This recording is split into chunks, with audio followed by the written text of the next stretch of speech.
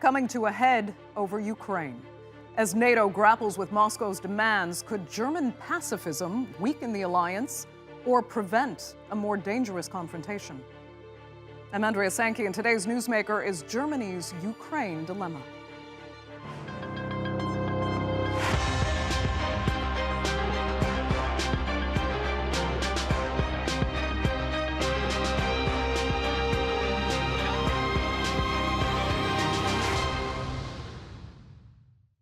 Well, Europe could be on the edge of its most significant conflict since World War II, and yet the military alliance tasked with maintaining stability in Europe is struggling to get on the same page. Some say key NATO member Germany is charting its own approach to the standoff with Russia. Ukraine poses a major dilemma for German leadership as the first major foreign crisis the country's dealt with in the post-Merkel era. Let's look at how Germany has responded to the Russia-Ukraine standoff so far. Now, despite facing criticism from allies over its stance, Germany still refuses to supply weapons to Ukraine. Germany has, in fact, gone a step further, blocking NATO ally Estonia from supplying German-origin weapons to Kiev. Should there be a military aggression, it will come at a high cost. What measures will be taken will be agreed among everyone in due course. We are now making preparations so that we can then make a concrete decision. Germany has not supported the export of lethal weapons in recent years. Germany has, however, promised to help with medical facilities. It plans to send a field hospital to Ukraine and also provide necessary training to Ukrainian medical personnel. But British military aircraft had to take a long detour around German airspace on their way to deliver anti-tank weaponry to Ukraine. The RAF C-17 aircraft flew through Danish airspace instead, en route to Kiev. Needless to say, many Ukrainians are not impressed. Foreign Minister Dmytro Kuleba tweeted, "The German partners must stop undermining unity with such words and actions and encouraging Vladimir Putin to launch a new attack on Ukraine." Well, the effort by German Chancellor Olaf Scholz to chart a different course in foreign policy to his predecessor Angela Merkel could potentially have some far-reaching implications. Its role as a major U.S. ally in NATO could be redefined. Germany's response has implications for its influence within the EU. Germany's ties with France could enter a new chapter, and the impact of German foreign policy will be felt even far beyond that, especially on issues including immigration and asylum seekers, where Germany has played a leading role. It also raises a question over Berlin's past support to Ankara on refugees and whether its NATO ally could expect a new approach. So why might Germany be diverging from its allies over Russia? We have to remember one of the key issues binding Germany's three-party ruling coalition was a pledge to rapidly scale up renewable energy and quickly phase out coal. Germany is Europe's largest economy and, by default, its biggest polluter. So changing its energy strategy means carefully considering its energy security. In that, Germany is relying heavily on Russian gas to make its green transition. In particular, the Nord Stream 2 pipeline, owned by Gazprom, has set Berlin at odds with Brussels. So to discuss Germany's role in NATO, given its relationship with Russia and its stance on Ukraine, I'm joined now from Berlin by Ulrich Brueckner. He is a professor of European Studies at Stanford University in Berlin. From Ankara, we have Murat Aslan. He's held several high-level positions within the Turkish armed forces, including with NATO units. He's now a researcher at the SETA Foundation. And from Innsbruck is political analyst Klaus Jurgens. Thanks all so much for being with us. Let me begin with a broad question. Ulrich, is Germany behaving as a cautious pacifist in this scenario, or are there other motivations here for refusing to sell weapons, for example, to Ukraine, particularly economic ones? Well, we have a new German government, and the way a lot of observers in Germany see the current situation is that Putin is testing the West.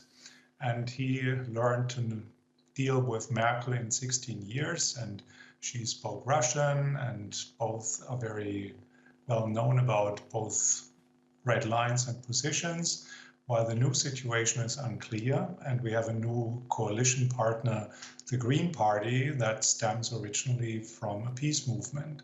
We also have a Social Democrat chancellor, and the Social Democrats remember the happy days in the 1970s when Willy Brandt's Ostpolitik brought change in the long run that in the end led to the fall of the Berlin Wall.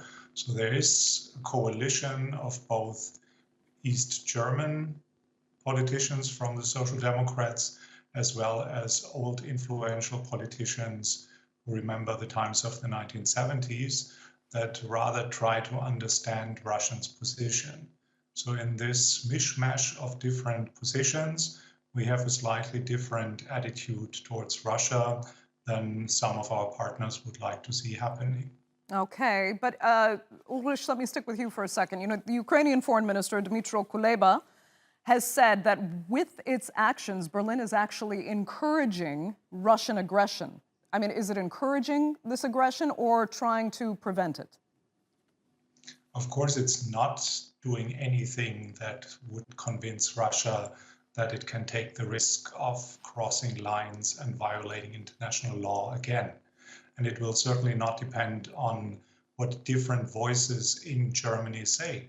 Because at the end of the day, this is what pluralism is about, that we have different perspectives, different rationales. There are also economic interests that play a role in here, but I wouldn't overstretch this argument. Of course, there is an import, I wouldn't call it dependency, because the total amount of gas that is imported from Russia doesn't make Germany dependent.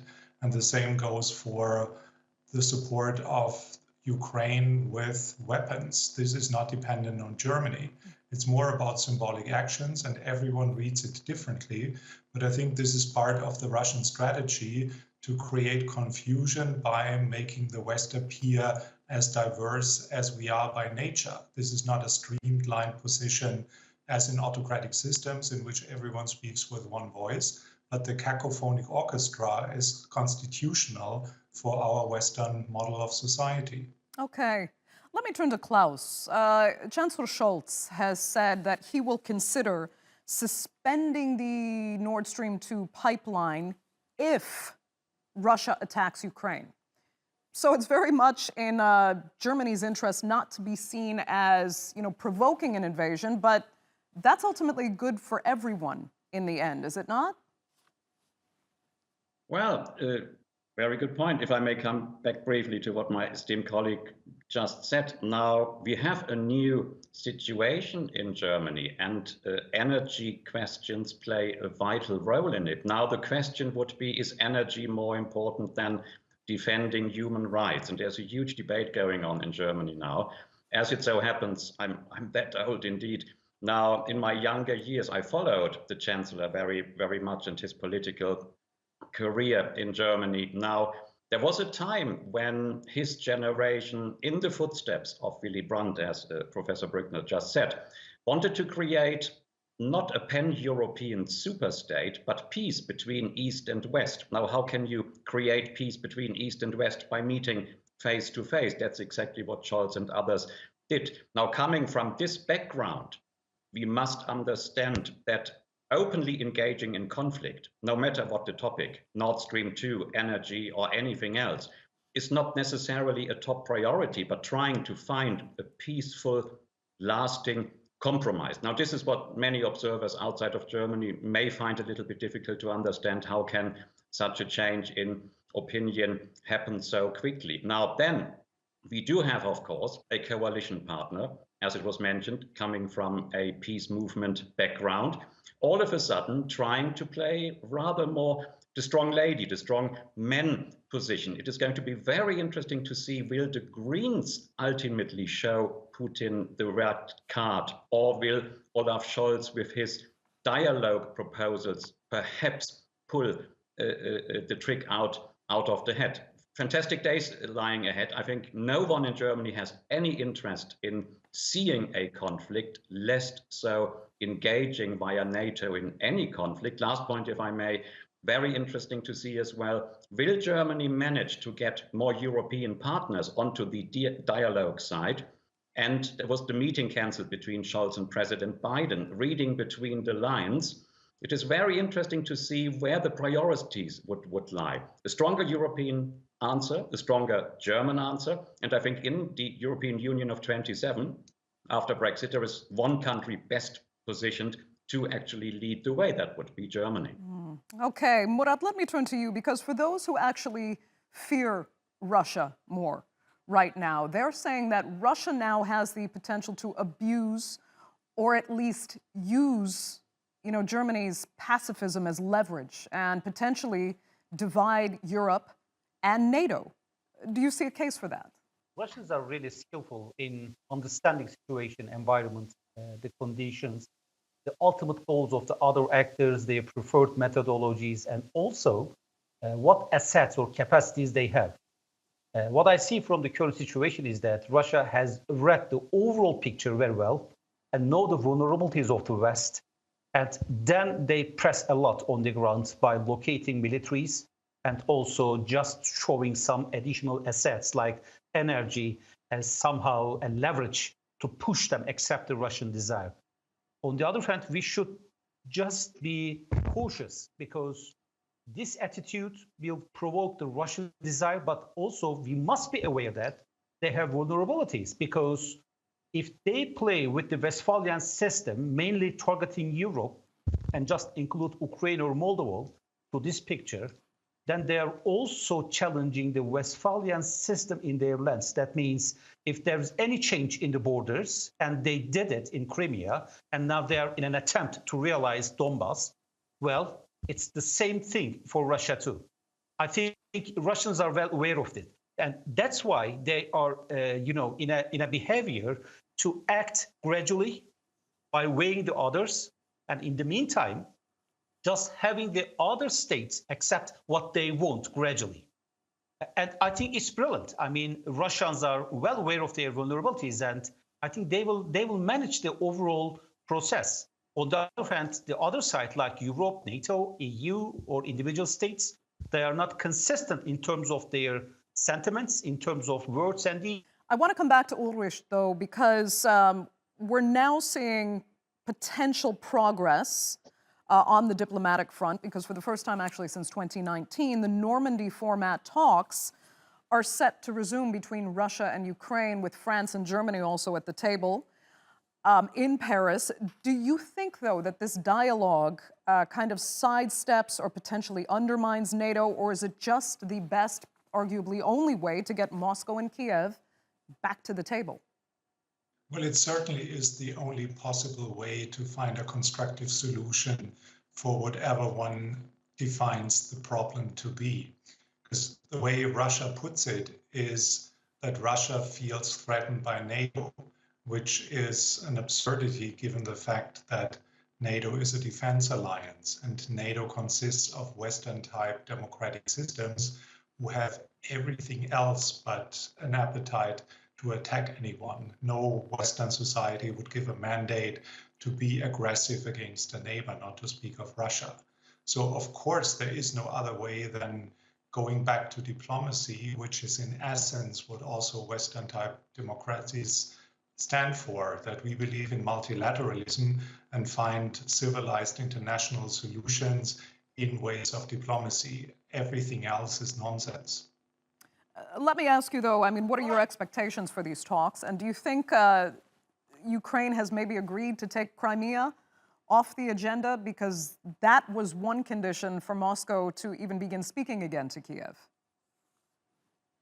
Of course, Ukraine will not accept anything of that kind, because how can we possibly sanction Russia for a massive violation of international law and then accept the status quo, an occupied Crimea, as an integral part of NATO, of Russia? And one of the reasons why a higher rank German military stepped down was because he was simply playing with this in an informal conversation. So it's very clear that this is not going to happen.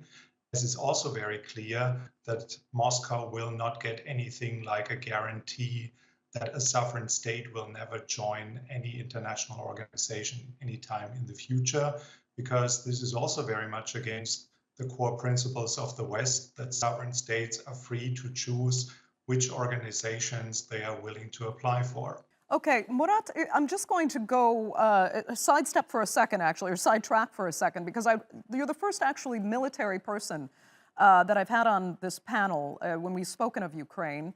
And Ulrich was talking about the statement made by Germany's Navy chief that actually, effectively led to his resignation because it diverted so far from what the official line was supposed to be. I wanted to ask what you made of those comments and his actions in the context of this brewing conflict right now. Do you think he should have had a right to say it? Was it sincere? Or was that really a violation of what should have been respected in the context of NATO itself?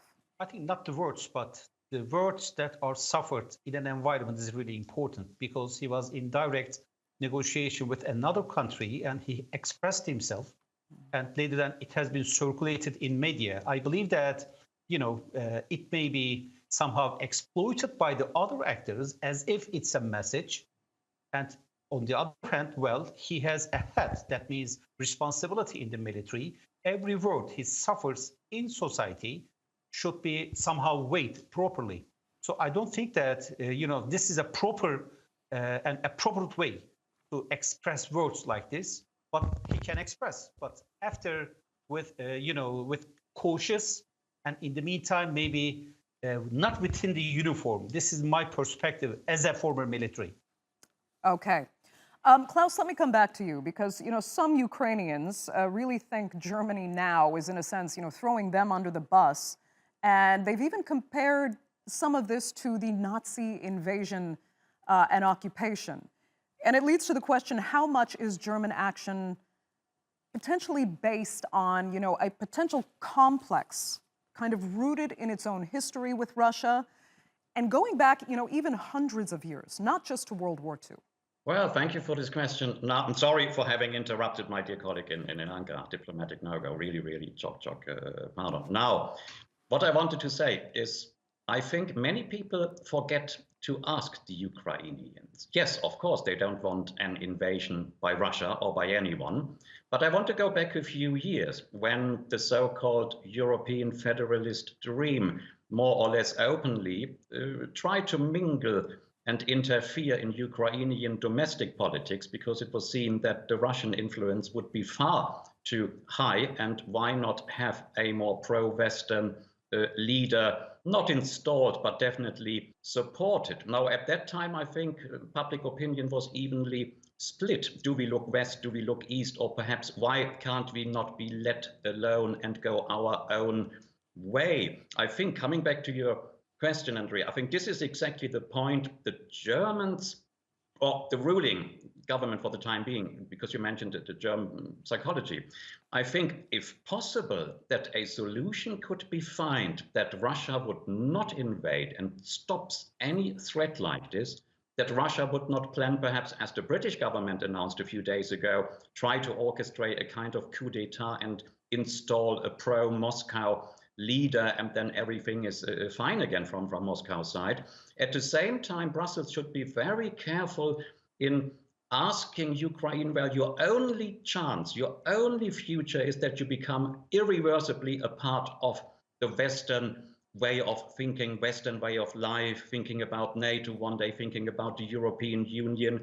Is it not possible that in a modern nation-state world, still, Ukraine would find its own footprint, so to speak? And maybe this is what the Germans would be really happy to see. Now, how to go about it? Yes, you have to show some force, not military force, but verbal force, even including the threat of sanctions, perhaps towards Moscow.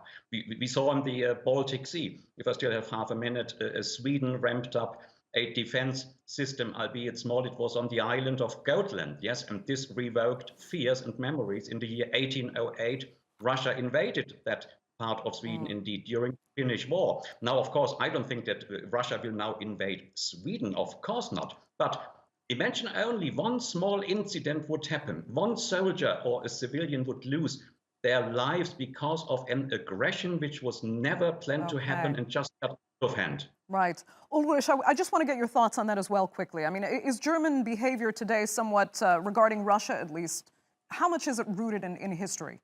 Well, every attitude of every country that says something in this conflict is rooted in history and has a lot to do with our cultural context.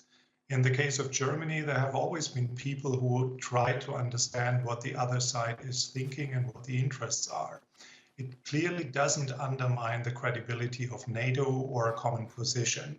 It's simply in the nature of the West that we all have different perspectives and attitudes, and we also bring different things to the table.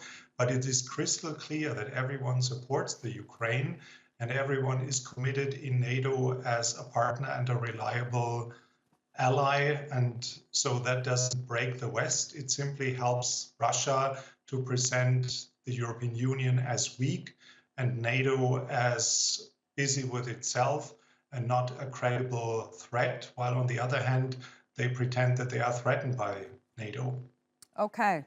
Murat, I'm going to turn to you and also turn to one of our viewers. We had asked them to comment on the subject that we were covering today, and Gonju Semi wrote in and said, I think Germany's actions will eventually lead to the disintegration of NATO. Murat, do you think that's too extreme a position or some truth to it? Well, very harsh words. I don't believe that NATO will collapse because NATO has a system that has lessons learned from the events. And this occasion, I think NATO is in a phase to evaluate what happened, what should we do, and what can we do in future. I believe that the commitment of NATO to provide security to the member states is the essential cause and no alternative yet. That means it's a EU or any other military posture, doesn't matter. I think it's a very harsh, allegation that I can't back. Okay. Klaus, your thoughts? Well, let me only mention that if Olaf Scholz manages to get, assuming perhaps he is re-elected or his successor, Emmanuel Macron on his side and his plans for a stronger European defense mechanism, I think this would again sound rather well with Germany, not leaving NATO, not dismantling NATO, but perhaps having a stronger say of European allies, A, within NATO, and B, reconsidering what is actually in the best interest of Western Europe defense-wise. Again, I could see perhaps an unlikely alliance, but there was an unlikely alliance. Remember President Mitterrand and Chancellor Kohl. You don't have to need to have two socialists or two conservatives to have good Franco-German relations. If Paris and Berlin start to cooperate and pull into the same direction, the whole picture would change. If Paris and Berlin, and I mean, Ulrich, we're close to seeing what can come out of Paris and Berlin talking if they're engaging in these talks. So there we are. Is that going to be arguably the determining factor in where this conflict goes, is if these talks make progress or not now? Well, part of Putin's strategy is to make us speculate in all kinds of directions. And in the end, we hear so many sounds and so many different ideas what the future will bring that we appear as divided and weak. Whether the talks with Germany and France will lead to a practical outcome, or if the French dream of strategic autonomy of the European Union will come true, I don't know. I can only guess as everybody else guesses, because we don't know what the red lines of Putin are, what he actually does, and what his strategic interests or his short-term interests are. I think in the very end, the counter effect will happen. NATO will get stronger, the European Union will get stronger, and Nord Stream 2 will be dropped, because there's no point in keeping this alive if Germany gets so much under pressure from its partners and allies, and it's simply not worth it, neither economically nor in terms of the importance for the energy mix. You know, it's interesting because some had argued that Russia is still, in a sense, beating Ukraine even without an invasion just because of the instability it's been causing, which makes for, economic damage that Ukraine really can't tolerate right now. But we had the Prime Minister of Ukraine come out and say today it actually has all the resources it needs to maintain its financial stability, and it's not worried on that front. Do you believe Ukraine shouldn't worry? It's interesting that Western politicians and analysts get very nervous about the situation while Ukraine stays relatively calm. I'm not an expert on the internal situation of Ukraine, but if they say they can handle it, I'm glad to hear. And it will certainly not be a crucial factor whether Nord Stream 2 gets working or not. We do have a general decision towards getting rid of Russian imports of gas. And that means that the Russian business model that is based on exporting energy will come to an end more sooner than any Russian government could ever hope for. Okay. So Russia is in a weak position, and that's why they need to flex muscles and restore the dignity of and pride of being a military power. Okay, Ulrich, we will have to leave it there. I'd like to thank all three of my panelists so much for being with us on this edition of The Newsmakers, and our viewers, of course, for tuning in as well. That is all for today. Remember, you can follow us on Twitter @the_Newsmakers, and be sure to subscribe to our YouTube channel. I'm Andrea Sankey. We'll see you next time.